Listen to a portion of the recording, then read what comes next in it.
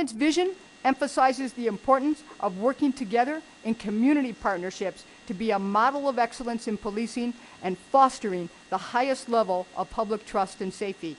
And we will continue to collect data on vehicle stops. I'd be happy to answer any questions. Thank you very much, Chief. We appreciate that. We will go first to members of the public, and we have a number of people who have requested to speak. Each person gets 3 minutes, and we will start with Christina Griffin, followed by Greg Cruz. So if people could be ready to kind of line up here. We've got some chairs over there, and then after that, Henry Mitchell. So be ready to go, okay? Christina Griffins.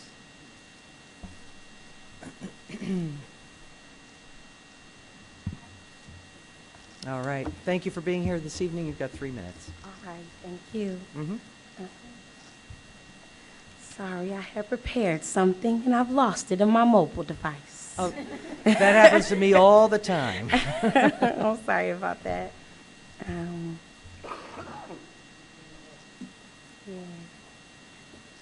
All right. Okay. My name is Christina Griffin. Oh, thank you. Sorry about that. My name is Christina Griffin, and I'm an organizer for the American Civil Liberties Union for San Diego and Imperial counties. As we stated in our letter that we sent to the community, the San Diego's Police Department vehicle stop data, it reveals very troubling trends. Blacks are stopped twice as often as the driving age population would suggest. Blacks are searched at 3 times and Hispanics at twice the rate as whites.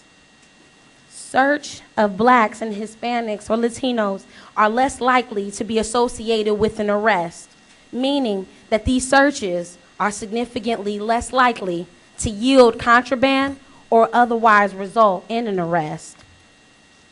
We are limited in what we can take from this data to describe the experiences of San Diego's many Asian American and Pacific Islander residents because SDPD's data collection includes just Asian or other.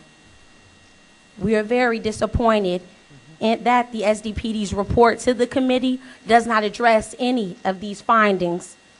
Clearly, there are a need for even greater commitment to the transparency and openness of the department.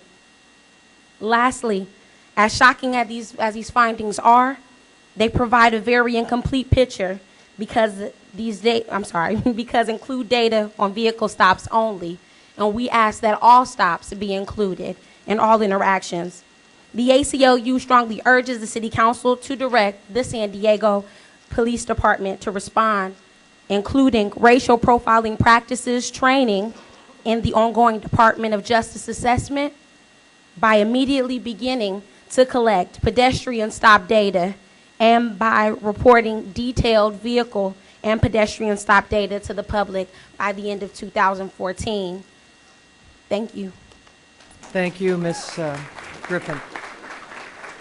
Okay, folks, you know, if we're going to get through all of these speakers, maybe you could do this instead of applaud. And also remember, our police command staff may be on a short leash here, so we want to get as many people speaking before the police department as we can. Mr. Cruz, you have 3 minutes. It'll be followed by Henry Mitchell and then Mario Lewis. All right. Good Hi. evening. You have 3 minutes, sir. Real quickly, the racial profiling, the stereotype situations, it really needs to be addressed on a daily basis. Today, for example, I got racial profile. Excuse me, I got profiled. This gentleman over here, when he walked by me, because I was probably in his way, he said, "Excuse me, am I correct?" Okay. Today I was at a parole office, and a parole agent, I was blocking his way, and he said, "You need to get out the way." Okay, that right there is a way to talk to people. Okay, everybody should be respectful. He assumed, because he see tattoos, that I was on parole. Actually, I work for a place that brings people to the parole office. So I was assisting. I was helping. And he looked at me, and I said, excuse me, sir, you could have talked to me a little bit better than that. And he stopped and still looked at me. And then I responded, I'm not on parole.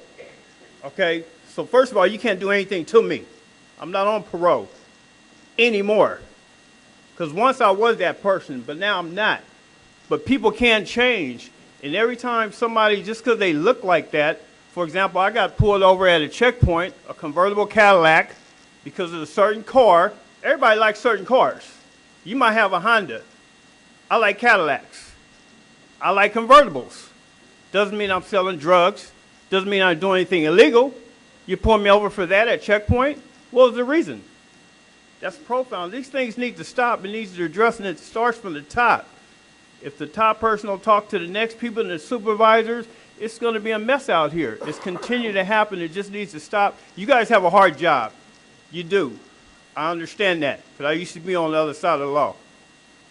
You guys have a hard job, but you need to be a little bit more compassionate with us and work with us and not against us. It's not about locking people up all the time. It's about helping. Thank you. Thank you very much. Mario Lewis, followed by Maria Morales.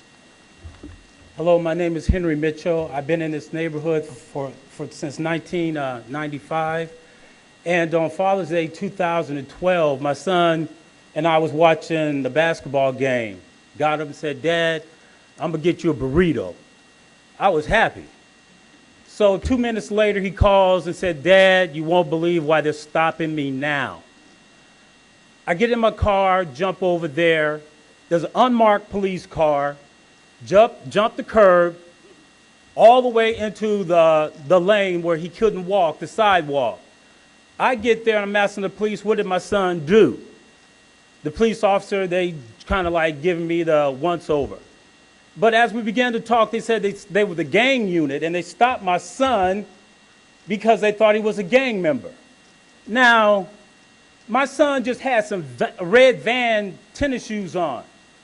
This is a shirt of my son, for my son. At that time, he was a college student studying for the correctional department. He was bringing home the handcuffs on a big old bag, trying them on me. This is the law book that he had and was studying in school by retired police officers. So when he stopped and said, "I don't know why you pulling me over and stopping me," he had a legitimate argument, but they didn't care. They handcuffed him, broke this 22-year-old, 220-pound man to the ground. Where did I send my son? On Landis, the safest place he could go to get a burrito, in front of the police station. They accused him of being a gang member in front of the police station. Racial profiling. He said, "Dad, you won't believe what happened again." Just because he's black, African American, in my community, we didn't get an apology. He wrote up all kind of reports. Nothing happened with the police. The ACLU, we call the police, we call an attorney, $5,000 or $10,000 to get a case started. I ain't got that type of money. I know a lot of us in this community don't have $5,000 or $10,000 for this type of problem. Why? They didn't believe him. He said, "Dad, they put the handcuffs on me tighter." Tighter, because he was quoting the law. He graduated from Hoover High School. #1 student. He don't want to work for the police department no more. He don't want to be associated with them because of what he got, how he get treated, walking off the curb and everything else.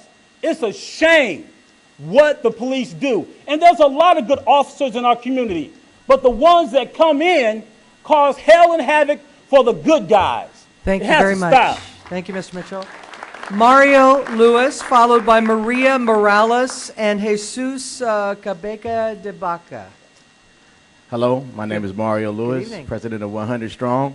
I just want to let you know that the data speak for itself. Do it? Does the data speak for itself? Okay, well, I don't think you would have an auditorium filled with all these people here if the data did not speak for itself. We have to do something about it. It's serious. I'm not going to take your time because I think more people have more serious stories to tell. One of my barbers was arrested last night, I believe because of racial profiling. He's in jail right now. So I'm going to do whatever I can to try to get him out of jail right now. And this is something that we have to talk about a little later because I don't know the specifics of it. I know he's a good kid. I know he's never been in trouble before. So that's something I'm going to have to deal with right now. So we have a problem. Thank you very much. Maria Morales, followed by Mr. Debaka and Nur Mohammed Abdi. Good afternoon. Ms. Morales. My name is Maria Morales, and I am a resident of San Diego since for the last 3 years. I'm currently a student at San Diego City College. I'm an honors student, and since I've moved here to San Diego, I have been racially profiled. When I moved to San Diego, I left the past, and I left it there. But unfortunately, at trolley stations where San Diego police departments do interact with people, I have been, are you on parole or are you on probation? It's humiliating. It's humiliating. It makes me feel like this small when I have my own struggles to deal with. I no longer live like that. You know, I'm grateful that you want to interact and you want to help with the community, but I think there's some policies that need to be reinforced. This idea of this perception, which is so used loosely on so many people's mouths nowadays, is no longer a perception. The data has been collected, and like Christina has shared about, I think it's important on, you know, the person-to-person stops, because that is where the reality is, because, oh, all of a sudden he's brown, or he's a little darker, all of a sudden we're close to the border. Well, guess what? There's a possibility that he might not have papers, or he might not have a driver's license, or he's a gang member. And that needs to stop. And then I think as a community, we'd be willing to work with you once that perception, per se, is removed from the mouth. You know, because it gives us the option that maybe you guys are just really willing to work with us. Thanks. Thank you very much, Ms. Morales.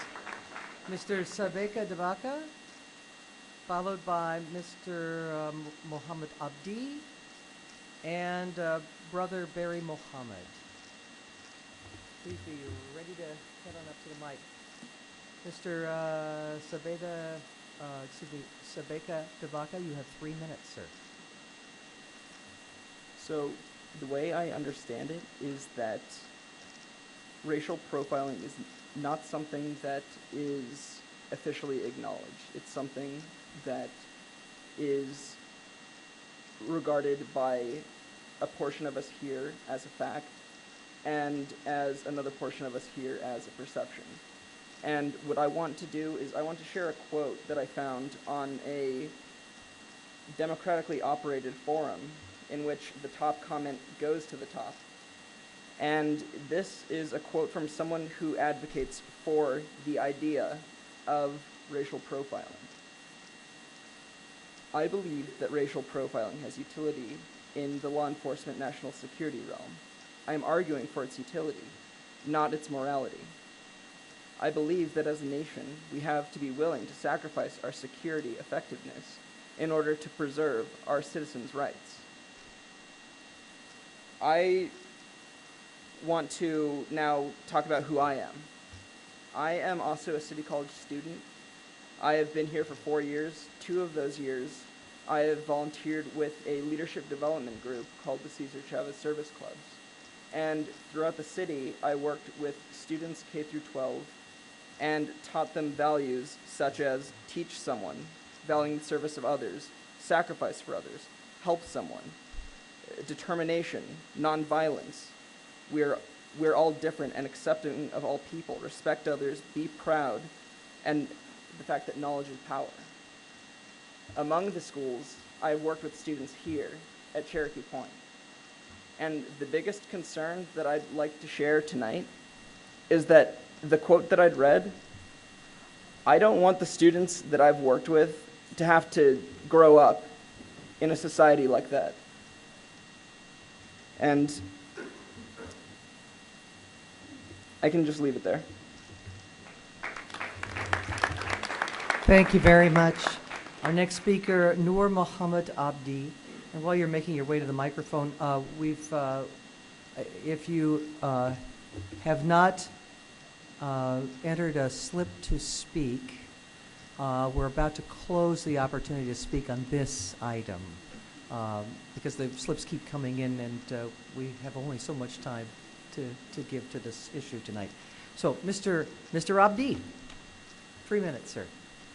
First off, I'd like to thank Chief Zimmerman for being here tonight, and I'd like to acknowledge every single police officer who does go out there every single day to put their lives on the line to protect us. I recognize you guys for that. Thank you. With that being said, however, especially when I was listening to the gentleman who just spoke, there is an ugly truth about racial profiling. 1 month before I graduated from Helix Charter High School as a senior, I remember I'd taken my mother's car, just a bangled up, Corolla, nothing too fancy, to this local Starbucks down the street so that I can study for my AP exam. I was pulled over, and when I was pulled over, initially, I was told 3 different things for why I was pulled over. First, it was because when I was turning onto university, I didn't signal my blinker, which after I informed the officer and said, I'm pretty sure I signaled and, I don't think this is fair, he changed his mind and said, no, it's because you have a busted taillight. And then when I told him I already got pulled over for that, I'm taking care of it, that I'm trying to get the money together for that, then he told me, no, it's because your windows are tinted. 3 different reasons. The last one, the most ludicrous, because my mother's car's windows weren't even tinted. It was just clear as day. Ultimately, after he'd asked where I was going, what I was doing, basic questions, he got to, so are you in a gang? And I said, no, I'm not in a gang. Apparently, a few weeks earlier, there had been an incident with other Somali boys in the neighborhood, and I guess somebody got beat up or hurt pretty badly, so I guess they were on the lookout for any Somali guy out after the sun had set so that they could question him. He asked me, like I said, where do you go to school? I said, Helix. He said, where are you going? I said, I'm going to go study for this AP exam. I was basically questioned for a good 40 to 45 minutes until to the point where he was like, can you step out the car? Now, I wanted to be a police officer. I wanted to work for SDPD one day. I currently go to UCSD San Diego studying political science. But what that officer did not realize is I know my rights. And he had no right to tell me to step out of the vehicle because he didn't have anything on me. So I told him I'm not going to step out the car, and then he goes, well, then I'm going to arrest you. Well, I'd asked, am I under arrest? And he said no. And then when he said step out the car and I said no, he said, I'm going to basically say that you're resisting arrest. And I go, I just asked if I'm under arrest and you said no. So the way I basically see it, there are countless stories, thousands and thousands of stories. And at the end of the day, like the gentleman said, that quote is just perfect. Some people think it's a fact, others think it's a perception. At the end of the day, however, we need to somehow meet in the middle so that we can tackle this problem. And we're all willing to work with you guys, but however, you got to meet us halfway. Thank you. Thank you very much. Brother Barry Mohammed, and you'll be followed by Isaiah Price and Kathy Mendenka. Mr. Mohammed. Yes, ma'am. First and foremost, peace be unto everyone who is present. I myself, like the gentleman who just left the podium, experienced a situation where I was stopped less than 7 days ago. I have the ticket here to show where I was stopped. The initial reason that the police officer stated that he stopped me was for a tent, a factory tent that is on my vehicle. However, the police officer, once he got behind me, he followed me almost about a mile before actually pulling me over. Once he pulled me over, he came to my door, and I asked immediately, why was I stopped? He stated that because of the tent on my car.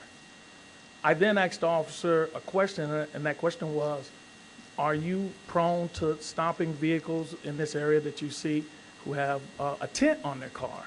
He stated, no, I don't stop all vehicles. Then I said, well, if you followed me for over a mile, why did you wait so long to stop me? At that time, he stated that his reason for stopping me then was because he ran my plate, and my license plate came back to an address, 5075 Logan Avenue. I then asked him, I said, well, wait, am I to understand that you're stopping me because my car is registered in a particular neighborhood? And he said, well, because of your tent, I don't know if you're an average guy or if you're a gang member or a drug dealer. At that point, red alert went off. His sergeant was called out. I have his name as well as his badge number of both officers.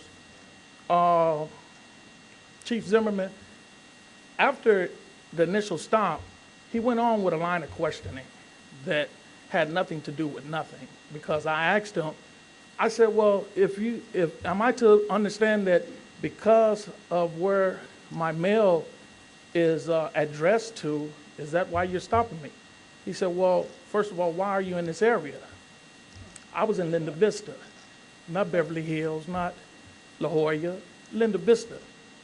I was coming from the post office. I stated to him, I said, am I not allowed to go throughout the city of San Diego if I decide to? He stated that, are we having public court? I said, wait, sir, am I allowed to ask questions? He said, yes. I said, well, then answer my question. The stop took about 20, 25 minutes. I was late for a job interview. Chief Zimmerman, it's very important that you understand that it's not that we're just dealing with policies or incorrect policies. We're dealing with a mindset. Okay? All right, you want to wrap it up? Yes, Your ma'am. 3 minutes is up. Okay. Just, I like for you to just, be aware that it's not just policies. We're dealing with a mindset. All right, thank you very much. Isaiah Price, followed by Kathy, is it Mendoza? But Mr. Price, go ahead. I have a question for the police department. This is a time for you to make a comment. So I get it rhetorically. You want to ask a question, make your comment. You've got 3 minutes, sir. If I was walking down the street in these clothes right now, what would attract you to stop me? Like I said, this is your opportunity to comment. This is not your opportunity to interview people on the panel or elsewhere. Okay? Your time is rolling. I would get stopped because I'm wearing red Jordan shorts. Now, to the police department, it means I'm a blood. I'm a gangbanger. But I'm just wearing basketball shorts. Maybe I was coming from the gym playing basketball. You never know. I was going to church, and I got pulled over for looking suspect. How can you get pulled over for looking suspect walking to church? Did nothing wrong. You showed the numbers, but the numbers are wrong. I know that you're putting your life on the line every day, but do you understand that I'm putting my life on the line every day?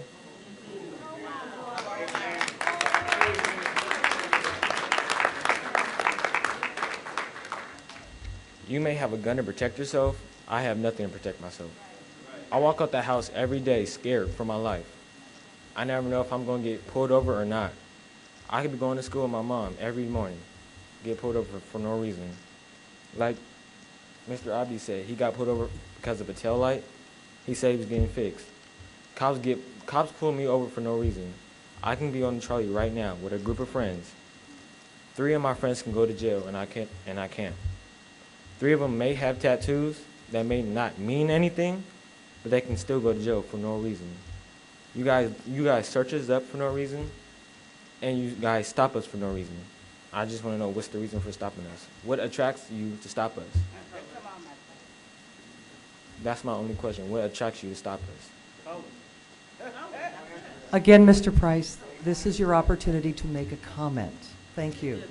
And you have 45 seconds. Okay. Kathy Mendoza, followed by Victor Torres, and after Mr. Torres, Michael Collins. Ms. Mendoza? Yes, thank you. So I'm going to be reiterating some statistical data that Christina Griffin from the ACLU stated. And everybody's well aware, but I want to emphasize it. According to the reports that were released, data on all vehicle stops, but again, Christina emphasized that these are only vehicle stops and no other stops. Blacks are stopped more than twice as often as their demographic representation. Blacks account for 12.3% of vehicle stops, but only 5.8% of driving age population, and that's 15 years of age and up. So it raises a lot of concerns for me. One is individuals who are under 18. If they are racially profiled, what does that mean for young persons to be picked up on curfew sweeps? What does that mean for community members, adults who have children out at night, who are not doing anything wrong, who are actually picked up on these sweeps where there's no transparency, there's no data available, the parents aren't notified, and I am deeply concerned that these curfew sweeps obviously impact City Heights far greater than other counties. East County, the kids are taken home. They're not put in cuffs. They're forced to take diversion classes, which do cost money. They are put in cuffs. It does go on their record. So when you talk about profiling, y'all are doing it at a very young age. Many parents have, English is their maybe second or third language. There is no transparency with notifying families, community members of these sweeps taking place. From what I understand, when there's DUI checkpoints, there's a press release being sent out. You know, if your framework is to prevent crime, and if they are in violation of a crime or a code by being out when they're conducting these curfew sweeps, wouldn't you want to tell the parents? Wouldn't you want to notify community members that these sweeps are taking place? I personally don't want sweeps at all. It criminalizes individuals that haven't done anything besides being out to a football game, out to a party, walking from one location to another, in the being supervised by an adult or consenting adult. There's really no reason why these sweeps take place. But if you want to do the community a service, be transparent about these sweeps, because this racial profiling data is picking them up too. So I guess that's the end of it. I have plenty more to say, but yeah. Thank you. Victor Torres, followed by Michael Collins. Good evening, Mr. Torres. You have 3 minutes, sir. Good evening. Thank you. Hello, Chief. I want to say this is a positive first step, but we need more. We've been hearing anecdotes, and I was here at the other meeting 4 months ago where we heard those anecdotes, and we heard the explanation that that it was just the perception. It was the perception of being a particular color that you're being discriminated against. Well, this is proof. This data is proof that that is not just the perception, it's the truth. Another one of the speakers spoke about the countless stories, but let me tell you, the data shows how many people are actually affected. If you look at the numbers, I extrapolated some of these numbers. If you look at the percentage of the population versus the number of the stops for African Americans, and you extrapolate that number, you come out to 3,092 so-called black people that were stopped over this 1 quarter for over what would be expected of the population. And for Latinos, that number was 1,524 for 1 quarter. You multiply those numbers by 4 quarters, you've got 12,369 people stopped for no good reason in the African American community, and 6,096 in the Latino community. That's almost 18,000 people over a 1-year period, over what you would expect based on the population. That is a significant intrusion on people's liberties, to walk free from any unreasonable government intrusion. And I think that that's what you're trying to get to here, is to show not only the people, but your force. And it's a training issue. Show them these data, and maybe they'll understand. And the other data was that 1 in 5 African Americans stopped resulted in searches, and 1 in 4 Latinos resulted in searches, but not all of those people were arrested, meaning they got stopped for no good reason, particularly for an investigation that went nowhere. This kind of data shows that many of us become suspects based on the color of our skin. If you want accurate and safe communities, you have to have people that are willing to call the police when there's trouble. Not people that are afraid to call the police for fear that they're going to be asked for their documents, or whether they're on probation, parole, or whether they're in a gang. To fail to follow through on this makes us all less safe. And I want to ask for continuation of this study to add pedestrian data, and I think we also need to publish the raw data for the public. And I just want to leave you with this. If after reviewing this and listening to these statements, the police department still have a clear conscience, then you have a bad memory. Thank you. Thank you.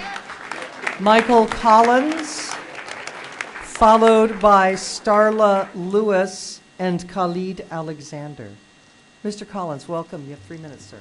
Okay. Good evening, everybody. And I want to commend the officer here for your ability to read and give statistics. However, your statistics don't give the statistics from the people. And the people are giving statistics on racial profiling. I'm a retired sheriff, former marshal, been in law enforcement for over 34 years, retired. I've been with the police department, marshal's office, and sheriff's department.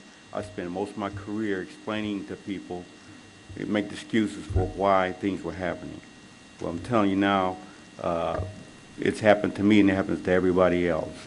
Now, a new thing is happening here that I'm noticing. I'm hearing the word statistics that you use, and also perception. That's a dangerous word. These people are not here because of perception. People are being racially profiled. That's not a perception. And we're not going to allow, the people who are in the city here are not going to allow you to use the words perception. If you really want to work with us, then accept the fact that it's being done. We're not saying that you personally has racial profiled anybody, but some of your officers have. And like I said last time I was around, other officers are not going to risk their reputation and tell you that they're racially profiling. And they're not going to put it in their statistics. So if you really, really want to see a change, and you really want to represent the department that really runs the department, not you, you're just a representative, I mean, that's the way it goes. Talk to me. My number is area code 619-991-2300. I have a possible solution. But this thing about officers harassing children at a young age and all the way up, it's not going to continue and get away with. And that's how they make I hear people say, hey, I don't want to be an officer anymore. This is sad. This is really sad. And it's got to change. Thank you. Thank you. Starla Lewis, followed by Khalid Alexander. Ms. Lewis, welcome. Thank you. I am a former professor at Mesa College. I had the privilege over the last 20 years of teaching the young people in our communities. And I think that the most important thing to remember here today is not the numbers, but the people themselves. We have brilliant young men and women in our communities. They are upstanding citizens. They've been raised by moral parents. They have a community that loves and supports them, and yet a small number of them who have been labeled gang members are our forgotten children. They too deserve to be treated with respect. They too deserve to be offered chances and opportunities, the same kind of chances and opportunities they see other young people who need support in other communities get. We know that the majority of our young people who are incarcerated are on drug charges. We know that their counterparts in other communities are in rehab. We know the discrepancies that exist in our society, and I challenge the police department, the community, to work together to provide these young men and women with opportunities to turn their lives around if they are doing something that is criminal, And I challenge the communities to support those young people who are being treated as criminals. I know that if we work together, we can find a solution, and I am available if you need me. Thank you. Thank you very much. Mr. Alexander, and then Anthony Scott, if you'll be ready to follow Mr. Alexander. Welcome. You've got 3 minutes, sir. Thank you. I wanted to thank the City Council for giving us the opportunity to come here, and also thank Chief Zimmerman for being able to come and coming with the statistics. And of course, I want to acknowledge all of the police officers who are here as well. I don't think there's too many people in this room who would hesitate to call the police if we felt like we were in need or that we were in danger or something. Having said that, that is your job. That is what you are paid to do. You're not paid to come into the communities and harass our children. You're not paid to come into the communities and brutalize people. And you're not paid to walk around like bullies, puffing your chest out like we're on a junior high school football field.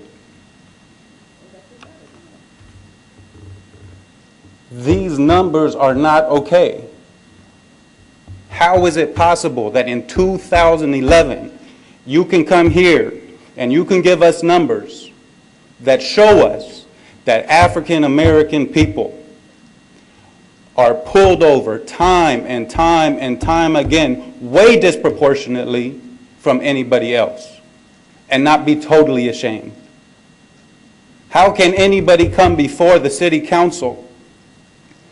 And I hope that the elected officials who are brought here to protect us and represent us take this very seriously, because we've had enough.